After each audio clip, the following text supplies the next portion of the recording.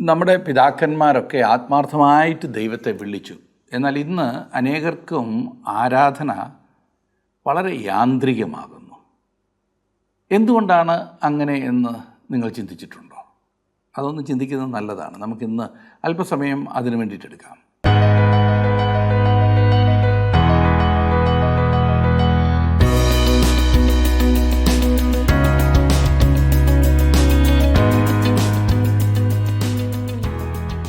ദൈവത്തെ നിസ്സാരമായി കാണുകയും അങ്ങനെ അവനെക്കുറിച്ച് സംസാരിക്കുകയും ചെയ്യുന്നവരെ ദൈവം ന്യായം വിധിച്ചിട്ടുള്ളത് ചരിത്രത്തിൽ നാം കാണുന്നു. 50-ാം സങ്കീർത്തനം അതിൻ്റെ ഒരു നല്ല ഉദാഹരണമാകുന്നു. നേരം പോക്ക് പോലെ ആരാധന കാണുന്നവരെക്കുറിച്ച് ആദ്യം ദൈവം പറയുന്നു, ഉപരിപ്ലവമായ ഭക്തി അവർ കൊണ്ടുവന്നിരുന്ന യാഗങ്ങൾ ദൈവത്തോടുള്ള ബഹുമാനം കൊണ്ടോ സ്നേഹം കൊണ്ടോ ആയിരുന്നില്ല. യഥാർത്ഥ സ്തോത്രം കൊണ്ടും നന്ദി കൊണ്ടും അവർ ദൈവത്തെ ബഹുമാനിച്ചില്ല. അവർ ചെയ്തിരുന്നത് ഏതോ വലിയ കാര്യമായിരുന്നു എന്നാണ് അവർ കരുതിയത്. എന്നാൽ ദൈവം അവരെ ശാസിച്ചു. ദൈവം അവരോട് പറഞ്ഞത്, നിൻ്റേതെന്ന് ചിന്തിച്ച് നീ കൊണ്ടുവരുന്നത് പോലും എൻ്റേത് മാത്രമാകുന്നു എന്ന് നീ മറക്കരുത്. ഇതൊക്കെ എനിക്കുള്ളതാകുന്നു എന്ന് ദൈവം പറഞ്ഞു. ദൈവം നമ്മിൽ നിന്നും ആഗ്രഹിക്കുന്നത് നാം കൊടുക്കുന്ന വകകളേക്കാൾ കൂടുതലായി നമ്മുടെ സ്നേഹവും ബഹുമാനവുമാകുന്നു. ബൈബിൾ ഇക്കാര്യത്തിൽ വളരെ വ്യക്തമാണ്. ദൈവത്തോടുള്ള സ്നേഹവും ബഹുമാനവും ഇല്ലാതെ നാമുള്ള വകകളെ കൊടുത്താൽ അതുകൊണ്ട് തൃപ്തിപ്പെടുന്നവനല്ല ദൈവം. നമ്മുടെയൊക്കെ ആരാധനകൾ യാന്ത്രികമായതിൻ്റെ ഒരു പ്രധാന കാരണം അതാ, ഹൃദയമിടാതെയുള്ള ആരാധന. പ്രവാചകൻ പറയുന്നത്, ഭക്തിയുടെ വേഷമേ ഉള്ളൂ, അതിനകത്ത് ശക്തിയില്ല എന്നത്. 50-ാം സങ്കീർത്തനം ഒരു വലിയ വെല്ലുവിളി പോലെയാണ് നാം വായിക്കുമ്പോൾ കാണുന്നത്. എടുത്താട്ടെ, 49-ാം സങ്കീർത്തനത്തിൻ്റെ 4-ാം വാക്യം വരെ നാം ചിന്തിച്ച് കഴിഞ്ഞതായിരുന്നു. ഇന്ന് 49-ൻ്റെ ബാക്കിയുള്ള ഭാഗവും 50-ാം സങ്കീർത്തനവും നമുക്ക് ഒരുമിച്ച് ചിന്തിക്കണം. എടുത്താട്ടെ 49-ാം സങ്കീർത്തനം.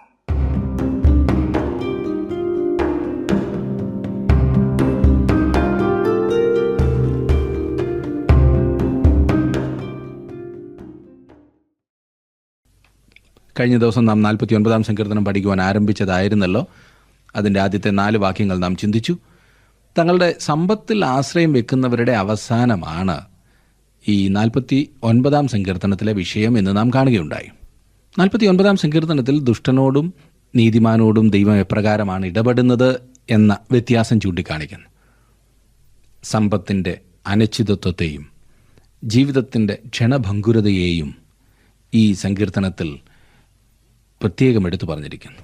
നീതി അവസാനം വിജയിക്കും എന്ന് പറയുക മാത്രമല്ല, നേരെ മറിച്ച് സമ്പത്തിൻ്റെ അനിശ്ചിതത്വത്തെ മാത്രമല്ല, തങ്ങളുടെ ധനസമൃദ്ധിയിൽ ആശ്രയം വെക്കുന്നവരുടെ അവസാനത്തെയും ഈ സങ്കീർത്തനം നമുക്ക് കാണിച്ചു തരുന്നു. ഈ സങ്കീർത്തനം അല്പം വിപ്ലവാത്മകരമാകുന്നു എന്ന് ഞാൻ സൂചിപ്പിക്കുകയുണ്ടായല്ലോ. ആദ്യത്തെ 4 വാക്യങ്ങൾ നാം ചിന്തിച്ചതായിരുന്നു. ദൈവം സാക്ഷി നിൽക്കുവാനായി സകല ഭൂവാസികളെയും സകല ജാതികളെയും വിളിക്കുന്നു. 5-ാം വാക്യത്തിലേക്ക് വരുമ്പോൾ നാം കാണുന്നത്, അകൃത്യം എൻ്റെ കുതികാലിനെ പിന്തുടർന്ന് എന്നെ വളയുന്ന ദുഷ്കാലത്ത് ഞാൻ ഭയപ്പെടുന്നത് എന്തിന്? ആരാണ് ഈ ചോദ്യം ചോദിക്കുന്നത്? സങ്കീർത്തനക്കാരനാണോ? അതോ സ്വയാശ്രയക്കാരനായ ധനവാനാണോ? അതോ ദുഷ്ടന്മാരുടെ കൈകളാൽ അനീതിപരമായി കഷ്ടം സഹിക്കേണ്ടി വരുന്ന നീതിമാനാണോ ഇത് ചോദിക്കുന്നത്? അതോ ഇന്ന് ആവശ്യഭാരത്താൽ ഞെരുങ്ങുന്ന ആളുകളാണോ? ഇത് ഒരു പാവപ്പെട്ട ദരിദ്രനായ മനുഷ്യൻ്റെ ചോദ്യമാകുന്നു എന്നത്രേ ഞാൻ വിശ്വസിക്കുന്നത്. ചിലർ ധനവാന്മാരാകുവാൻ ദൈവം അനുവദിക്കുന്നതെന്ത്? ചിലരെ ദൈവം ദരിദ്രരാക്കിയത് എന്തുകൊണ്ട്? എന്നീ ചോദ്യങ്ങൾ പലപ്പോഴും നമ്മിൽ പലരുടെയും മനസ്സിൽ കൂടി കടന്നു പോകാറില്ലേ? എന്തുകൊണ്ട് ചിലർക്ക് എല്ലാം ജീവിതത്തിലുണ്ട്, മറ്റുള്ളവരെ പോലെ പ്രയാസവും കഷ്ടതകളും അനുഭവിക്കേണ്ടി വരുന്നില്ല? ദൈവം എന്തുകൊണ്ട് ഇക്കാര്യത്തിൽ ഇടപെട്ടു വേണ്ടത് ചെയ്യുന്നില്ല? ഈ വിഷയത്തെക്കുറിച്ച് 49-ാം സങ്കീർത്തനത്തിന് എന്താണ് പറയാനുള്ളതെന്ന് നമുക്ക് നോക്കാം. 6 മുതൽ 8 വരെയുള്ള വാക്യങ്ങൾ. അവർ തങ്ങളുടെ സമ്പത്തിൽ ആശ്രയിക്കുകയും ധനസമൃദ്ധിയിൽ പ്രശംസിക്കുകയും ചെയ്യുന്നു. സഹോദരൻ ശവക്കുഴി കാണാതെ എന്നേക്കും ജീവിച്ചിരിക്കേണ്ടതിന് അവനെ വീണ്ടെടുപ്പാനോ ദൈവത്തിന് വീണ്ടെടുപ്പ് വില കൊടുപ്പാനോ ആർക്കും കഴിയുകയില്ല. ഒരു മനുഷ്യൻ എത്രമാത്രം ധനവാനായിരുന്നാലും അവന് തൻ്റെ രക്ഷ വില കൊടുത്തു വാങ്ങുവാൻ കഴിയുകയില്ല. പാവപ്പെട്ടവന് രക്ഷ വിലയ്ക്ക് വാങ്ങുവാൻ അവൻ്റെ പക്കൽ ഒന്നുമില്ല. ധനവാന് പണമുണ്ടെന്നാൽ അവന് തൻ്റെ പണം കൊണ്ടത് വാങ്ങുവാൻ കഴിയുകയുമില്ല. ധനവാനും ദരിദ്രനും രക്ഷയുടെ കാര്യത്തിൽ ഒരേ തട്ടിലാണ് നിൽക്കുന്നത്. തനിക്ക് തൻ്റെ ധനം കൊണ്ട് രക്ഷ സമ്പാദിക്കുകയോ വിലയ്ക്ക് വാങ്ങുകയോ ചെയ്യാമെന്ന് ധനവാനായ മനുഷ്യൻ ചിന്തിക്കുന്നുവെങ്കിൽ അവൻ രക്ഷയിൽ നിന്ന് അകലപ്പെടുകയാണ് ചെയ്യുന്നത്. അവൻ ഭോഷനാണ്. റോമാലേഖനം 4-ാം അധ്യായത്തിൻ്റെ 5-ാം വാക്യത്തിൽ നാം വായിക്കുമ്പോൾ, പ്രവർത്തിക്കാത്തവനെങ്കിലും അഭക്തനെ നീതീകരിക്കുന്നവനിൽ വിശ്വസിക്കുന്നവനോ അവൻ്റെ വിശ്വാസം നീതിയായി കണക്കിടുന്നു എന്ന് കാണുന്നു. 9-ാം വാക്യത്തിലേക്ക് നമുക്ക് വരാം. അവരുടെ പ്രാണന്റെ വീണ്ടെടുപ്പ് വിലയേറിയത്, അത് ഒരു നാളും സാധിക്കുകയില്ല. യാതൊരുത്തിൻ്റെയും പക്കൽ രക്ഷ സമ്പാദിക്കുന്നതിന് അഥവാ വിലയ്ക്ക് വാങ്ങുന്നതിന് മതിയായ പണം ഇല്ല എന്നതത്രേ വാസ്തവം. ധനവാനും മറ്റെല്ലാവരെയും പോലെ മരിക്കും. ഈ സങ്കീർത്തനത്തിൻ്റെ അടിസ്ഥാനത്തിലായിരിക്കാം നമ്മുടെ കർത്താവ് ലൂക്കോസിന് സുവിശേഷം 16-ാം അധ്യായത്തിൻ്റെ 19 മുതൽ 26 വരെയുള്ള വാക്യങ്ങളിൽ രേഖപ്പെടുത്തിയിരിക്കുന്ന ധനവാന്റെയും പാവപ്പെട്ട ലാസറിൻ്റെയും ഉപമ പറഞ്ഞത്. ഒരു വ്യക്തി എത്രമാത്രം ധനവാനായിരുന്നാൽ തന്നെയും അവൻ തൻ്റെയോ മറ്റുള്ളവരുടെയോ ആത്മാവിനെ നിത്യജീവനു വേണ്ടി വീണ്ടെടുക്കുവാൻ കഴിവുള്ളവനായിരിക്കുകയില്ല. 10-ാം വാക്യത്തിൽ നാം കാണുന്നത്, ജ്ഞാനികൾ മരിക്കുകയും മൂഢനും മൃഗപ്രായനും ഒരുപോലെ നശിക്കുകയും തങ്ങളുടെ സമ്പാദ്യം മറ്റുള്ളവർക്ക് വിട്ടേച്ചു പോകുകയും ചെയ്യുന്നത് കാണുന്നുവല്ലോ. എന്നെ ശ്രദ്ധിക്കുന്ന പ്രിയ സുഹൃത്തെ, താങ്കൾ എത്രമാത്രം ധനം സമ്പാദിച്ചിട്ടുണ്ടെങ്കിലും താങ്കൾ ആരായിരുന്നാൽ തന്നെയും ഒരിക്കൽ ഇതെല്ലാം പിന്നിൽ വിട്ടിട്ട് മരിക്കും. ഞാൻ പറയട്ടെ, പേടിപ്പിക്കുകയല്ല, ഒരു യാഥാർത്ഥ്യം പറയുകയാണ്.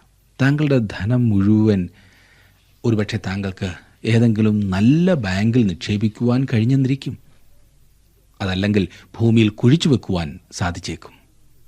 ഇത് എൻ്റെ വകയാണ്, ആർക്കും ഇത് എന്നിൽ നിന്ന് എടുക്കുവാൻ കഴിയുകയില്ല എന്ന് താങ്കൾ പറയുമായിരിക്കും. വളരെ ശരിയാണ്. അത് താങ്കളിൽ നിന്ന് എടുക്കുവാൻ ആർക്കും കഴിഞ്ഞെന്ന് വരില്ല. എന്നാൽ അതിൽ നിന്ന് താങ്കളെ എടുത്തു മാറ്റുവാൻ കഴിയുന്ന ഒരാളുണ്ട് എന്ന കാര്യം താങ്കൾക്കറിയാമോ?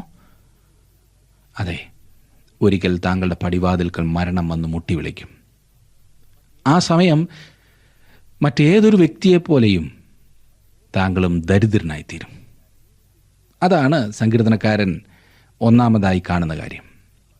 ധനവാന്മാർ തങ്ങളുടെ സമ്പാദ്യം മറ്റുള്ളവർക്ക് വിട്ടേച്ചു പോകുന്നു. പ്രിയ സുഹൃത്തെ, താങ്കൾ ഇവിടെ ഈ ഭൂമിയിൽ ധനവാനായിരിക്കാം, വളരെ സമ്പത്തുള്ളൊരു വ്യക്തിയായിരിക്കാം. എന്നാൽ താങ്കളുടെ ധനം കൊണ്ട് താങ്കൾക്ക് താങ്കളുടെ രക്ഷ വിലയ്ക്ക് വാങ്ങുവാൻ കഴിയുകയില്ല. അതുപോലെ തന്നെ താങ്കളുടെ ഈ ഭൂമിയിലെ ജീവിതം ഒരല്പമെങ്കിലും ദീർഘിപ്പിക്കുവാനും താങ്കളുടെ കഴിവ് കൊണ്ട് സാധിക്കില്ല. ഒരിക്കൽ ഇതൊക്കെയും വിട്ടുപിരിയേണ്ടതായി വരും. താങ്കൾ സമ്പാദിച്ചതൊക്കെയും ഇവിടെ തുടർന്ന് കാണും. അതുകൊണ്ട് ആത്മാക്കളെ നേടുന്നതിനായി, നിത്യതയിൽ സ്നേഹിതരെ സമ്പാദിക്കുന്നതിനായി താങ്കൾക്കുള്ള വകകൾ, താങ്കൾക്ക് ലഭ്യമായിട്ടുള്ള സാധ്യതകൾ ഉപയോഗിക്കുന്നതാണ് ഏറ്റവും ബുദ്ധിപൂർവമായ സംഗതി.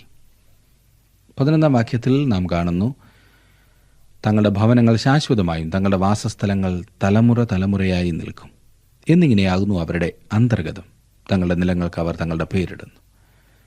അനേകം ആളുകൾ തങ്ങളുടെ പേര് നിലനിർത്തുവാൻ ശ്രമിക്കുന്നു. അതിനുവേണ്ടി വിവിധ മാർഗങ്ങൾ മനുഷ്യർ ഉപയോഗിക്കുന്നു. മാർബിൾ ഫലകങ്ങളിൽ തങ്ങളുടെ പേര് കൊത്തിവെക്കുവാൻ ചിലർ താല്പര്യപ്പെടുന്നു. ഒരു കെട്ടിടത്തിൽ തൻ്റെ പേരുണ്ട് എന്നത് വലിയ അർത്ഥമുള്ള കാര്യമല്ല. ഒരിക്കൽ ഈ കെട്ടിടങ്ങളൊക്കെ നിലംപരിയാകും, വ്യക്തികൾ മറക്കപ്പെടുകയും ചെയ്യും. 12-ാം വാക്യത്തിൽ നാം കാണുന്നത്, എന്നാൽ മനുഷ്യൻ ബഹുമാനത്തിൽ നിലനിൽക്കുകയില്ല, അവൻ നശിച്ചു പോകുന്ന മൃഗങ്ങൾക്ക് തുല്യൻ. മറ്റെല്ലാവരെയും പോലെ തന്നെ ഉന്നത സ്ഥാനത്തിരിക്കുന്ന മനുഷ്യനും എല്ലാ പദവികളും ഉള്ള മനുഷ്യനും മരിച്ച് ശവക്കുഴിയിലേക്ക് പോകുകയും മണ്ണിലേക്ക് മടങ്ങുകയും ചെയ്യും. ഈ യാഥാർത്ഥ്യം ഓർക്കാത്തതല്ലേ നമ്മുടെ ജീവിതത്തിലെ ഏറ്റവും വലിയ പരാജയം? പലപ്പോഴും നാം ചിന്തിക്കുന്നത് നാം ഇവിടെ യുഗങ്ങളായി യുഗങ്ങളായി സഹസ്രാബ്ദങ്ങളായി ജീവിക്കുവാൻ പോവുകയാകുന്നു എന്നത്രേ. 13-ാം വാക്യത്തിൽ ഇത് സ്വയാശ്രയക്കാരുടെ ഗതിയാകുന്നു എന്ന് പറഞ്ഞിരിക്കുന്നു. അവരുടെ അനന്തരവരോ അവരുടെ വാക്കുകളിൽ ഇഷ്ടപ്പെടുന്നു. വളരെ രസകരമായൊരു പ്രസ്താവനയാണ് അടുത്ത് നാം കാണുന്നത്. 14-ാം വാക്യം, അവരെ പാതാളത്തിന് ആടുകളായി ഏൽപ്പിച്ചിരിക്കുന്നു, മൃത്യു അവരെ മേയിക്കുന്നു. നേരുള്ളവർ പുലർച്ചയ്ക്ക് അവരുടെ മേൽ വാഴും, അവരുടെ രൂപം ഇല്ലാതെയാകും. പാതാളം അവരുടെ പാർപ്പിടം. പാതാളം എന്ന് പറഞ്ഞിരിക്കുന്നത് മരിച്ചവരുടെ ലോകമാണ്. ധനവാന്മാർ ആടുകളെപ്പോലെ പാതാളത്തിൽ വയ്ക്കപ്പെടുന്നു. മരണമാണ് അവരുടെ ഇടയൻ. ഇതിനു പകരം ദാവീദ് പറഞ്ഞത് ഇപ്രകാരമാണ്: യഹോവ എൻ്റെ ഇടയനാകുന്നു എന്നത്രേ. അതെ, അവൻ ജീവനാണ്. പുത്രനുള്ളവന് ജീവനുണ്ട്, ദൈവപുത്രനില്ലാത്തവനോ ജീവനില്ല എന്ന് നമ്മുടെ കർത്താവ് യോഹന്നാന്റെ സുവിശേഷത്തിൽ പറഞ്ഞിട്ടുണ്ട്. മരണം കള്ളയിടയനാണ്, മൃത്യു അവരെ മേയിക്കുന്നു എന്നത്ര ഇവിടെ പറഞ്ഞിരിക്കുന്നത്. അത് ശ്രദ്ധേയമായ കാര്യമത്ര. ഒരു ഇടയൻ തൻ്റെ ആടുകളെ മേയിക്കേണ്ടതാണ്. എന്നാൽ ഇവിടെ ഇടയൻ തൻ്റെ ആടിനെ തിന്നുന്നതായിട്ടാണ് പറഞ്ഞിരിക്കുന്നത്. അവരുടെ രൂപമില്ലാതെയാകും, പാതാളം അവരുടെ പാർപ്പിടം എന്നും ഇവിടെ പറഞ്ഞിരിക്കുന്നു.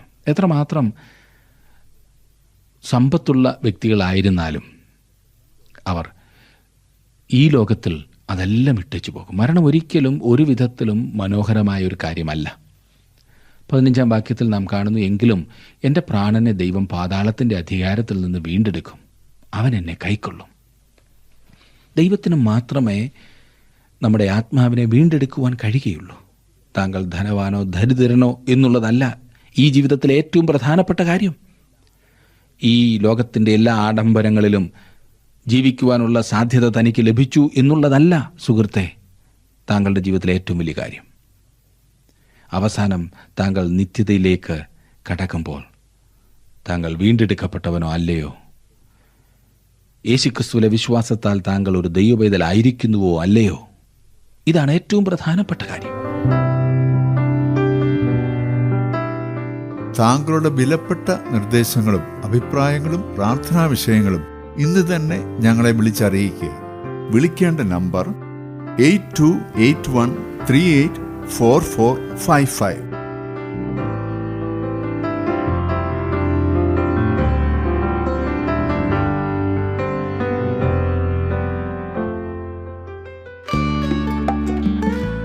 ഇന്നത്തെ പ്രോഗ്രാം താങ്കൾക്ക് ഇഷ്ടപ്പെട്ടുവോ?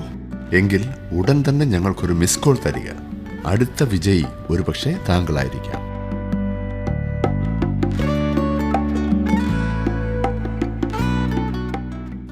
പതിനാറാം വാക്യത്തിൽ നാം കാണുന്നത്: ഒരുത്തൻ ധനവാനായി തീർന്നാലും അവൻ്റെ ഭവനത്തിൻ്റെ മഹത്വം വർദ്ധിച്ചാലും നീ ഭയപ്പെടരുത്.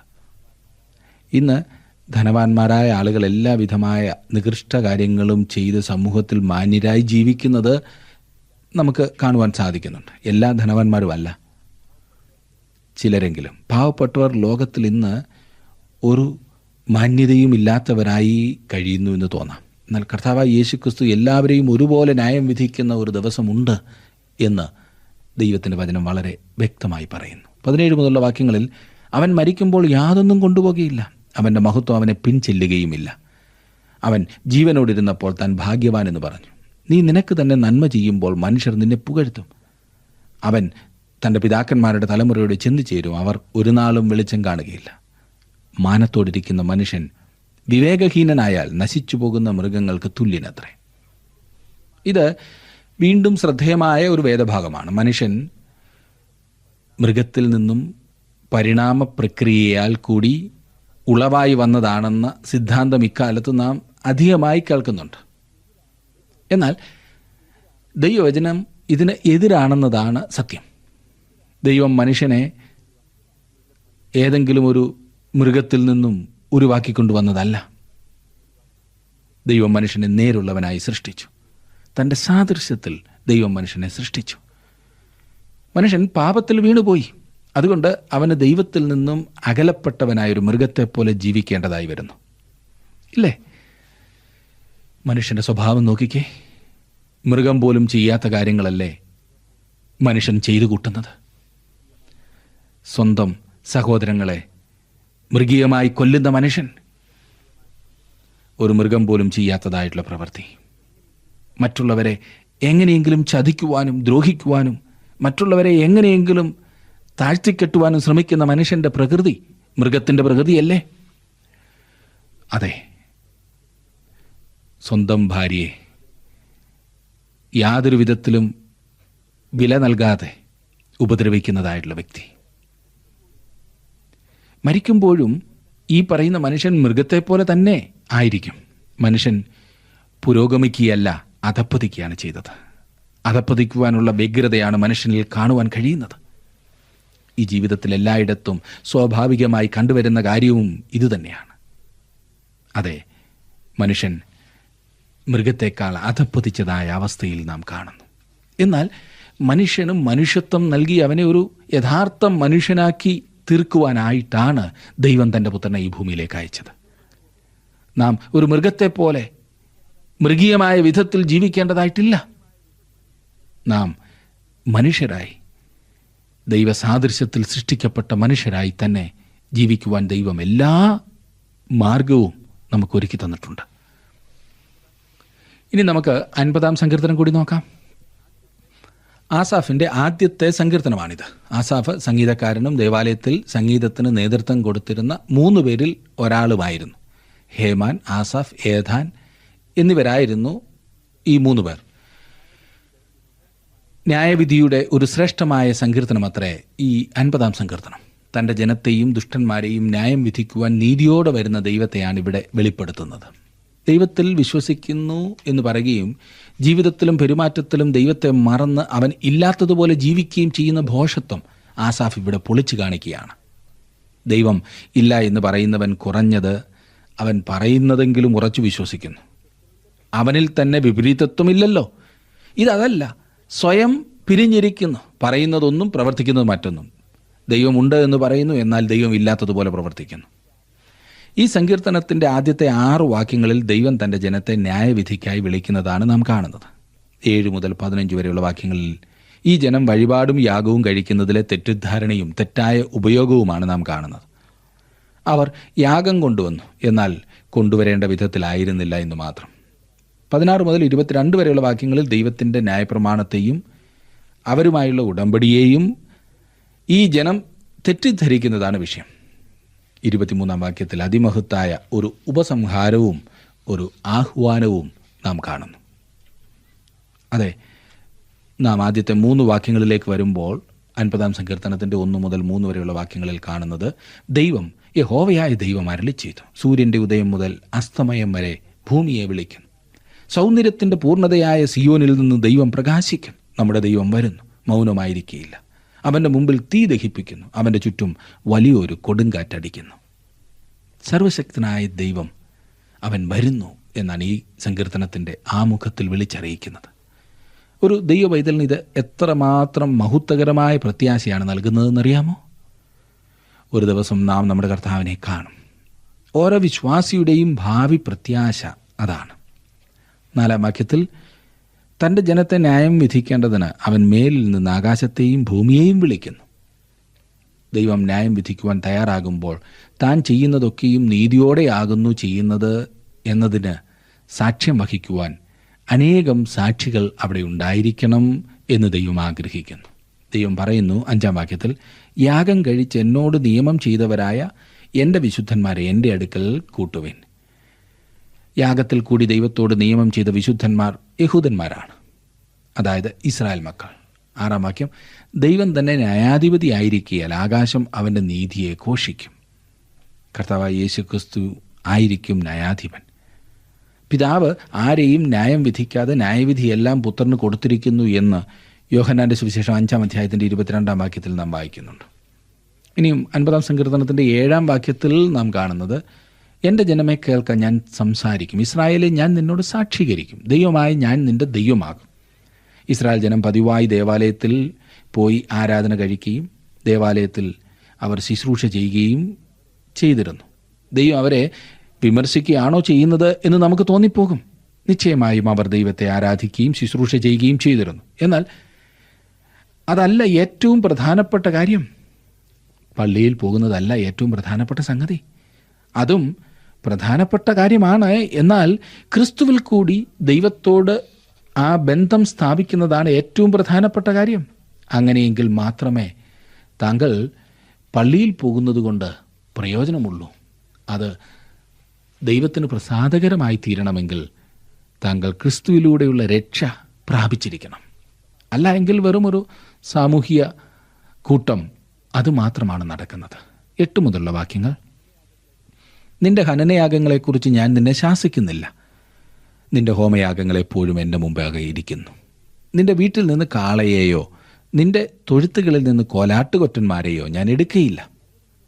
കാട്ടിലെ സകല മൃഗവും പർവ്വതങ്ങളിലെ 1000 ജന്തുക്കളും എനിക്കുള്ളവയാകുന്നു. നിങ്ങൾ എനിക്ക് യാഗം കഴിക്കാൻ കൊണ്ടുവന്നപ്പോൾ നിങ്ങൾ ചില കാര്യങ്ങൾ എനിക്ക് തരികയായിരുന്നു എന്നാണോ നിങ്ങൾ ചിന്തിക്കുന്നത്? എന്തായിരുന്നാലും എല്ലാ ജന്തുക്കളും എൻ്റെ വകയാണ് എന്ന് ദൈവം പറയുന്നു. യിരെമ്യാ പ്രവാചകന്റെ വാക്കുകളാണ് ഇവിടെ ഓർമ്മ വരുന്നത്. യിരെമ്യാ പ്രവചനം 7-ാം അധ്യായത്തിൻ്റെ 22-23 വാക്യങ്ങളിൽ നാം വായിക്കുന്നത്, ഞാൻ നിങ്ങളുടെ പിതാക്കന്മാരെ മിസ്രയീം ദേശത്ത് നിന്ന് കൊണ്ടുവന്ന നാളിൽ ഹോമയാഗങ്ങളെക്കുറിച്ചാകട്ടെ ഹനനയാഗങ്ങളെക്കുറിച്ചാകട്ടെ അവരോട് സംസാരിക്കുകയോ കൽപ്പിക്കുകയോ ചെയ്തിട്ടില്ല. എൻ്റെ വാക്ക് കേട്ടനുസരിപ്പീൻ, എന്നാൽ ഞാൻ നിങ്ങൾക്ക് ദൈവവുമായും നിങ്ങൾ എനിക്ക് ജനമായും ഇരിക്കും. നിങ്ങൾക്ക് നന്നായിരിക്കേണ്ടതിന് ഞാൻ നിങ്ങളോട് കൽപ്പിച്ചിട്ടുള്ള വഴികളിലൊക്കെയും നടപ്പീൻ എന്നീ കാര്യമത്രേ ഞാൻ അവരോട് കൽപ്പിച്ചത്. മീഖാ പ്രവാചകനും ഇതേ കാര്യം തന്നെയാണ് പറഞ്ഞിട്ടുള്ളത്. അതെ, മീഖ 7:6 മുതൽ 8 വരെയുള്ള വാക്യങ്ങളിൽ നാം കാണുന്നത്, എന്തൊന്നുകൊണ്ട് ഞാൻ യഹോവയുടെ സന്നിധിയിൽ ചെന്ന് അത്യുന്നത ദൈവത്തിൻ്റെ മുൻപാകെ കുമ്പിടേണ്ടു? ഞാൻ ഹോമയാഗങ്ങളോടും 1 വയസ്സ് പ്രായമുള്ള കാളക്കിടാക്കളോടും കൂടെ അവൻ്റെ സന്നിധിയിൽ ചെല്ലേണമോ? 1000 ആട്ടുകൊറ്റനിലും 10,000 തൈലനദിയിലും യഹോവ പ്രസാദിക്കുമോ?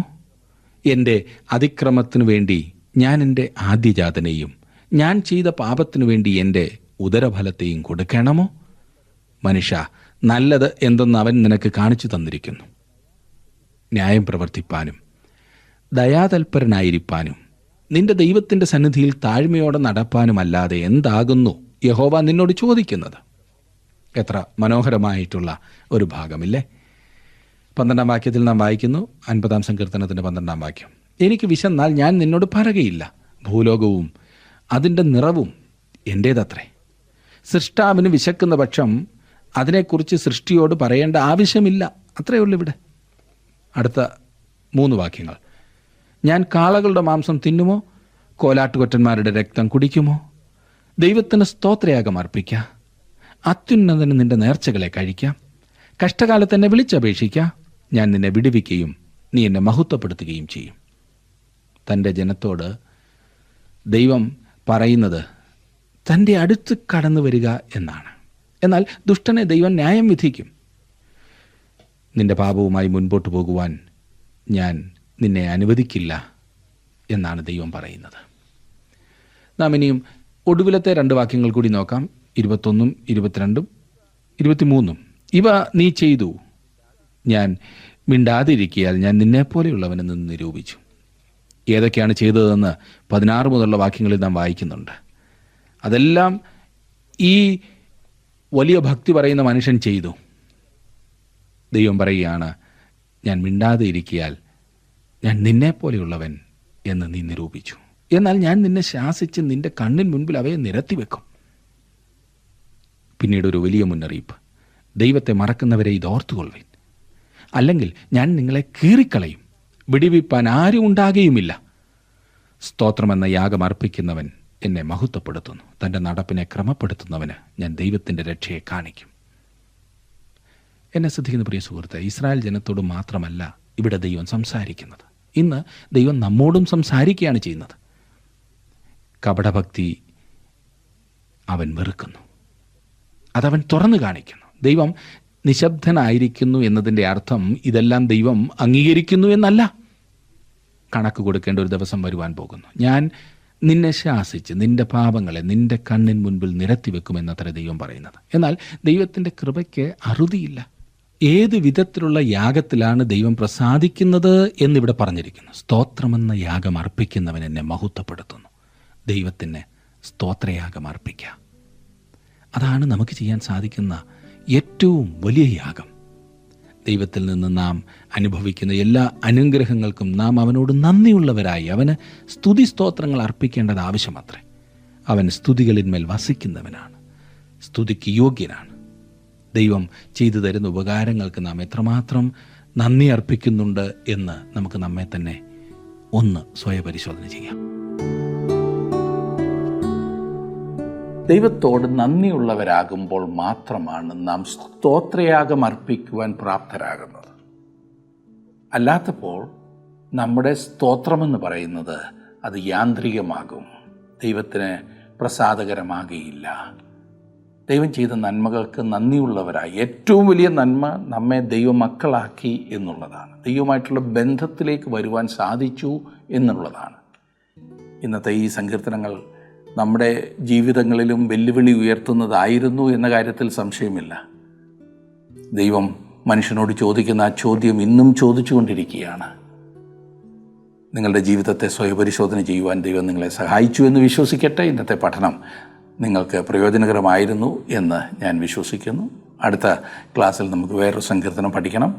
അതുവരെ ദൈവ സാന്നിധ്യം നിങ്ങളോട് കൂടെ ഉണ്ടായിരിക്കട്ടെ.